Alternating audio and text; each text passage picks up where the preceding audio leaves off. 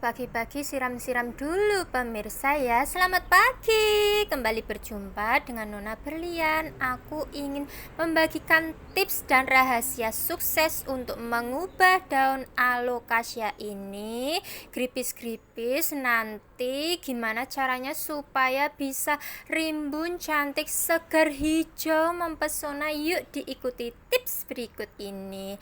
Langsung aja ya bun. Untuk daun-daun yang gosong dan sobek dibuang dengan gunting, dipotong aja. Nanti kemudian setelah dibuang semuanya, dia akan cepat untuk tumbuh daun muda yang baru. Nah, gimana hasilnya everybody? Ditunggu aja ya.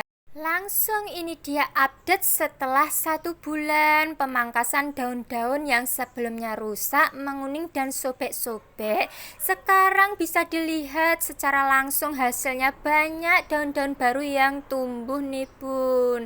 Yang terpenting jangan lupa untuk tetap disiram ya, usahakan media tanamnya tetap lembab. Nah, muncul lagi daunnya semakin besar lebar seperti ini setelah 2 bulan dari sebelumnya. Sekarang daunnya udah makin rimbun, tapi bila muncul kembali daun-daun yang gosong seperti ini, lebih baik dibuang kembali aja ya dengan menggunakan pisau atau cutter, bisa juga gunting bila ada di rumah. Fungsinya apa sih membuang daun-daun yang robek seperti ini? Nah, karena daunnya itu kurang bagus kondisinya, jadi kurang bagus juga untuk fotosintesis tanaman tersebut. Makanya lebih baik dibuang dan disingkirkan aja ya, karena selain mengganggu pertumbuhan tanaman itu juga bisa menyerap terlalu banyak unsur hara yang bisa berguna untuk tanaman alocasia ini bun. Ini dia tanamanku setelah aku pangkas-pangkas deh, jadi makin cantik kan daun-daunnya, nampak lebih segar dan gemuk daunnya. Nah, saat musim hujan seperti ini ya bun, pastikan para bunda mengecek, jangan lupa untuk seringkali mengecek kondisi bonggolnya, jangan sampai lonyot dan lembek. Supaya apa? Supaya tanaman alocasia ini tidak membusuk dan mati. Kalau sudah rimbun seperti ini, karena tidak disarankan dalam satu pot itu menanam banyak tanaman alocasia kecuali saat persemaian ya. Jadi saat menanam bonggol biasanya langsung ditanam banyak aja bonggolnya. Nah, kalau udah muncul 2-3 daun seperti ini bun, lebih baik langsung aja dipindahkan. Supaya apa? Agar antara tanaman satu dan lainnya itu tidak saling berebut nutrisi makanan yang bisa menyebabkan tanaman alokasianya menjadi kerdil. Nah, buat para bunda semuanya, tanaman alocasia yang udah tumbuh daun seperti ini bisa kok diberikan pupuk serta nutrisi nih ya. Aku kasih tahu nih, butiran-butiran kecil seperti ini merupakan pupuk Osmocodecaster yang bisa mempercepat, memperlebat daun-daun alocasia ini ya. Bentuk pupuknya, wah ini kehujanan jadinya basah, mohon maaf. Oke, kalau udah tadi aku tunjukkan cara perawatan daun-daun yang gosong setelah kembali sehat ya tanaman alokasianya, maka langkah berikutnya setelah tumbuh banyak sekali daunnya seperti ini udah rimbun, langsung aja gercep aja kita akan memindahkan nih hasil persemaian bonggolnya ke dalam pot yang baru. Nih aku persiapkan dulu ya tanamannya setelah aku pilih-pilih. Sepertinya yang cocok untuk dipindahkan, aku pilih aja tanaman yang satu ini.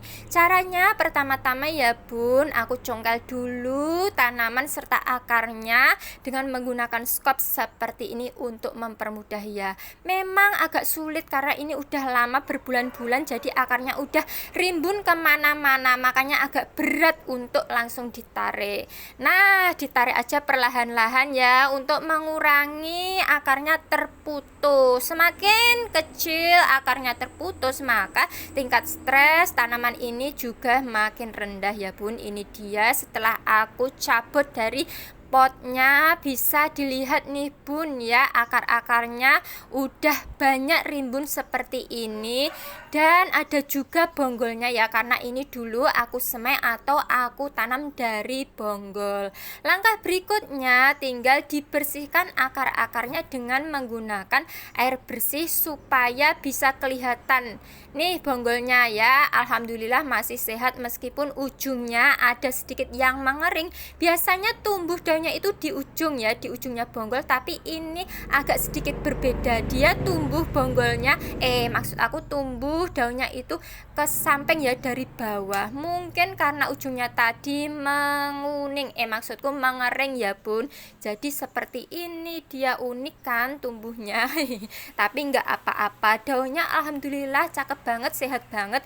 Langsung aja bisa kita eksekusi untuk ditanam kembali dengan pot yang lebih cantik dan cakep pastinya. Nih alokasinya jenis kalau nggak salah ini antara Regina atau Nebula pokoknya ya. Oke, ini dia media tanam yang aku gunakan. Pertama-tama aku menggunakan cacahan pakis halus ya. Ini merupakan pakis hutan.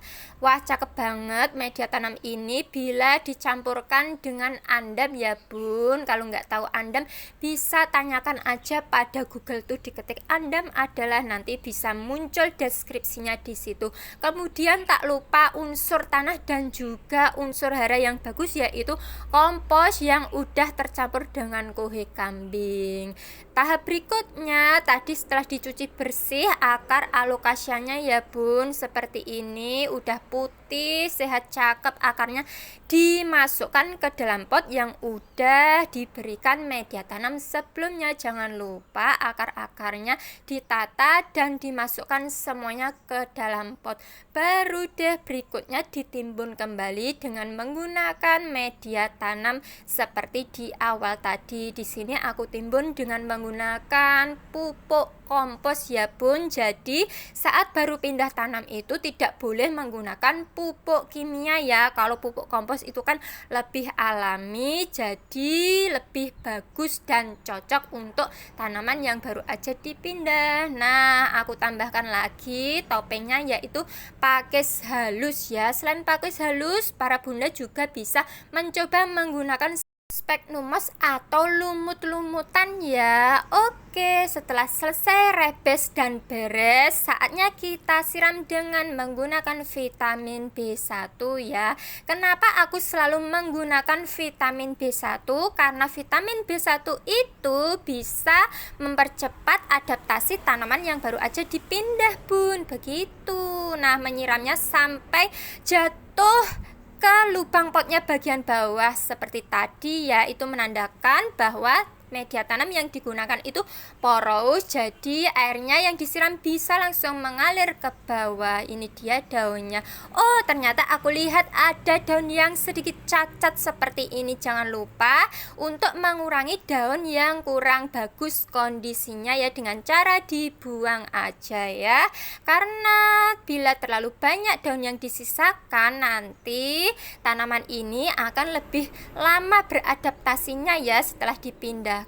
Cukup disisakan 2 ataupun 3 daun seperti ini. Nanti setelah beberapa hari mungkin ada beberapa daunnya yang menguning dan rontok, tapi it's okay, never mind, nanti akan tumbuh kembali tunas-tunas daun muda yang baru. Alhamdulillah udah selesai ya videoku kali ini, Nona Berlian. Wah, banyak banget ya tips-tipsnya, semoga mudah untuk dicontoh dan dipraktekkan di rumah.